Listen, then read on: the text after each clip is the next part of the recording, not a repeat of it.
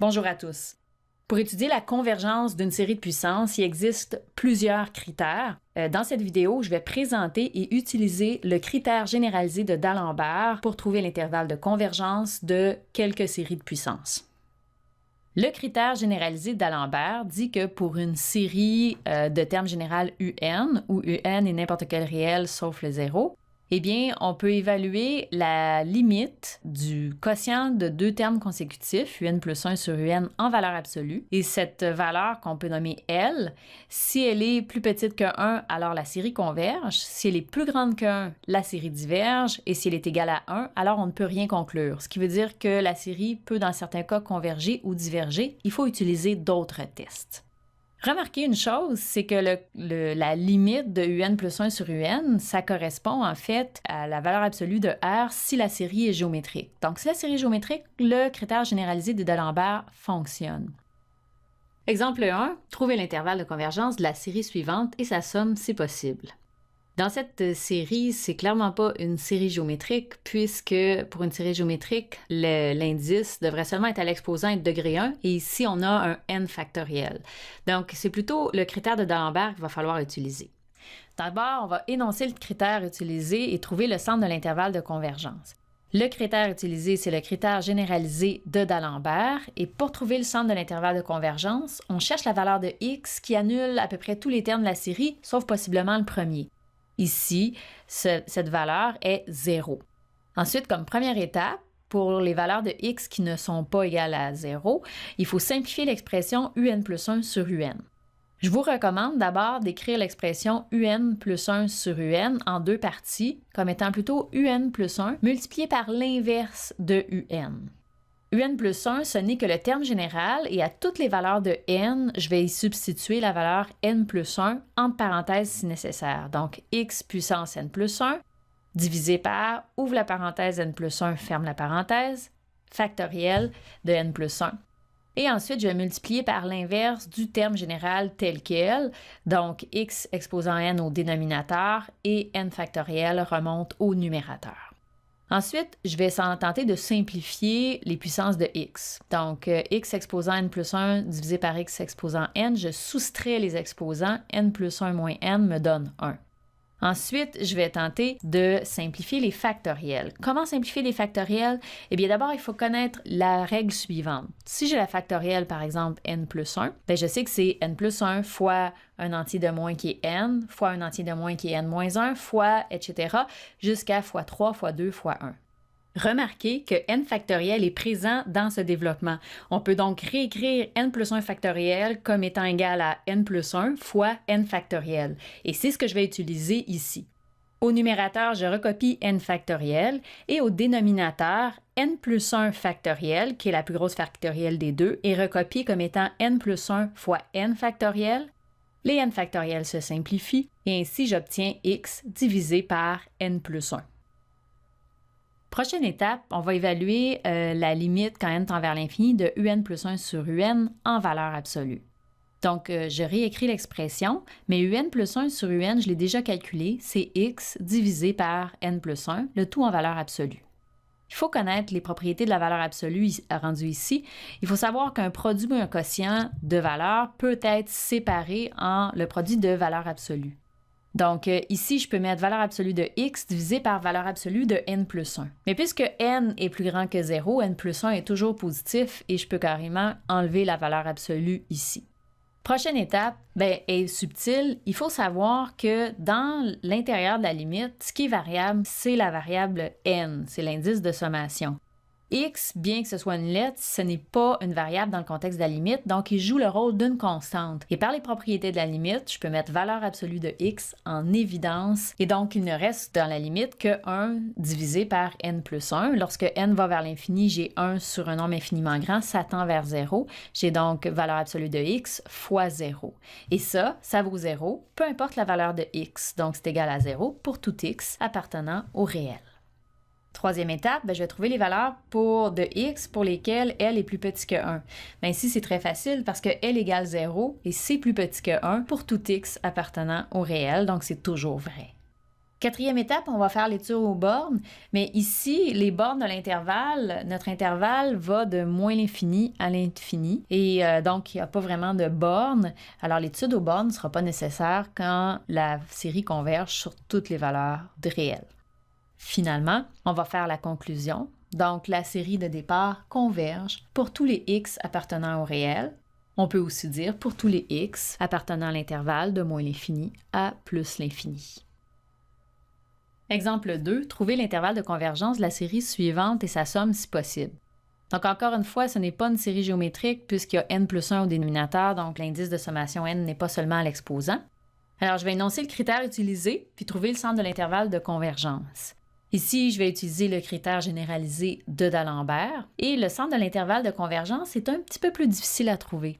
C'est la valeur de x qui va annuler presque tous les termes. Donc, quelle valeur de x ferait en sorte que la parenthèse 2x moins 1 est égale à 0? Eh bien, c'est la valeur x égale 1/2. Donc, le centre de l'intervalle de convergence est 1/2.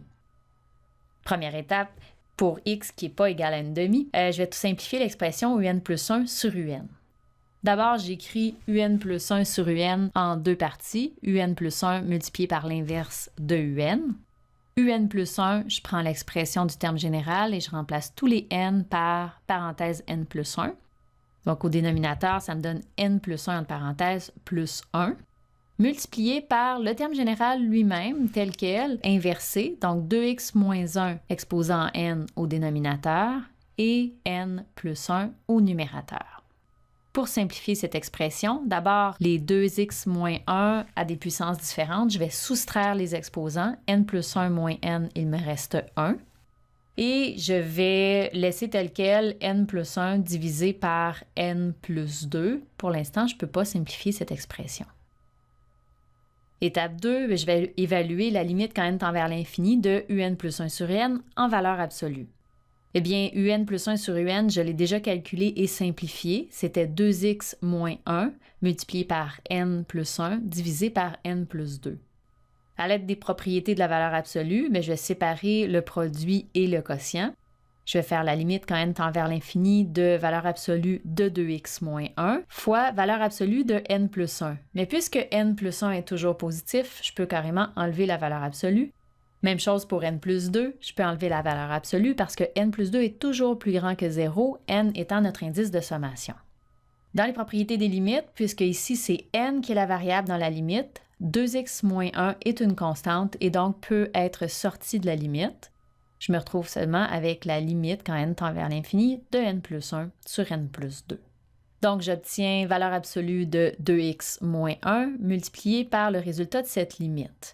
Bon, cette limite, c'est une forme infinie sur infini. Ça, c'est une forme indéterminée. Il existe plusieurs stratégies pour lever cette indétermination. Moi, je vais opter pour le fait de mettre n en évidence au numérateur et au dénominateur et simplifier. On aurait pu aussi utiliser la règle de L'Hopital pour lever l'indétermination. En faisant cette stratégie, j'obtiens donc la limite qui est égale à 1 et donc valeur absolue de 2x moins 1 fois 1, c'est valeur absolue de 2x moins 1. Étape 3, on va trouver les valeurs de x pour lesquelles la limite qu'on vient de trouver est plus petite que 1. Donc, elle est plus petite que 1 lorsqu'une valeur absolue de 2x moins 1 est plus petit que 1.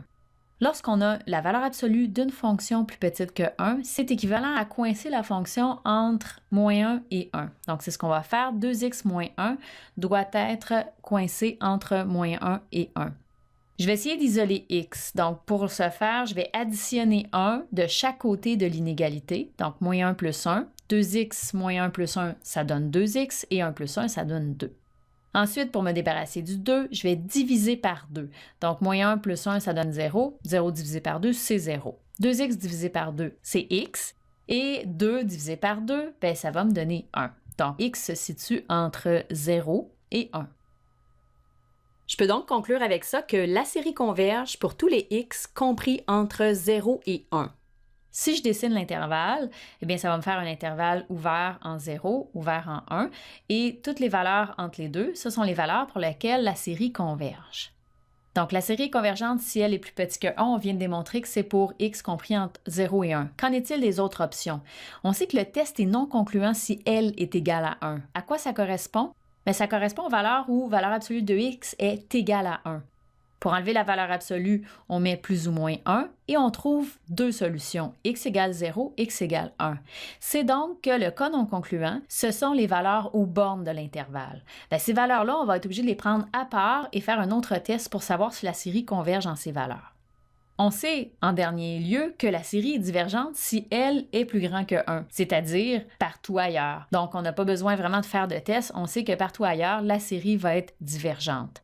Ce que j'ai mis dans l'encadré en bleu, vous n'êtes pas obligé de le faire à chaque fois. C'était uniquement pour une première fois pour vous démontrer qu'aux bornes de l'intervalle qu'on a trouvé en faisant des marches L est plus petit que 1, il va falloir utiliser d'autres tests car ça correspond au cas non concluant. À l'étape 4, notre but consiste à vérifier si la série converge aux bornes de l'intervalle. Donc, on va étudier séparément la série évaluée en chacune des valeurs des bornes de l'intervalle. Mais attention, on doit utiliser un autre critère que celui d'Alembert pour étudier la convergence, sinon on va retomber sur un cas où on ne peut pas conclure. Commençons par la borne supérieure. Si x égale 1, alors je reprends ma série de puissance et je remplace x par la valeur 1, donc 2 fois 1 moins 1, et je réécris la série au complet. Là, ici, il va y avoir un travail de simplification pour avoir une bonne idée de ce que vaut la série. Donc, au numérateur, j'obtiens un exposant n qui vaut 1, et au dénominateur, j'ai toujours n plus 1.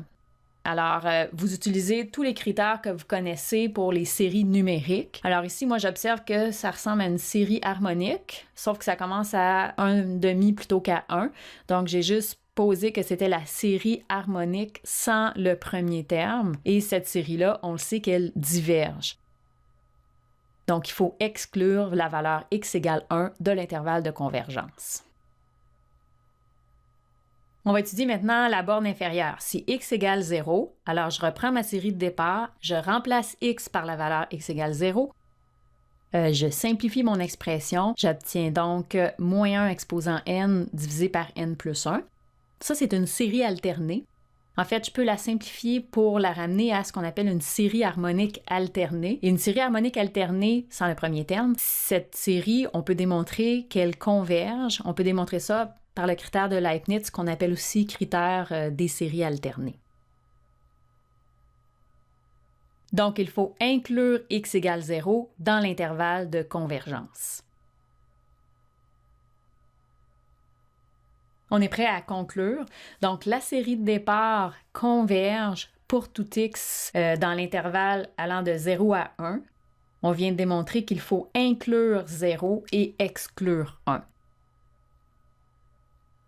En résumé, dans cette vidéo, on a vu l'étude de la convergence d'une série de puissances avec le critère généralisé d'Alembert. La première étape du processus, c'est que pour les valeurs de x qui ne sont pas égales au centre de l'intervalle, on va simplifier l'expression un plus 1 sur un. Ensuite, on va évaluer la valeur de L, qui est la limite quand n tend vers l'infini, de l'expression qu'on a retrouvée en valeur absolue.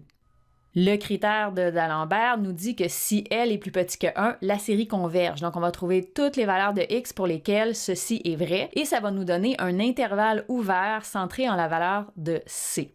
Donc, à l'intérieur de l'intervalle, ça converge. À l'extérieur de l'intervalle, ça correspond à L plus grand que 1, donc ça diverge. Et exactement aux bornes, c'est le cas non concluant. Ce qui fait qu'à l'étape 4, on va étudier les séries aux bornes de l'intervalle. Pour ce faire, on va utiliser les critères de convergence de toutes les séries numériques. Et en dernière étape, on va conclure quel est l'intervalle de convergence de notre série.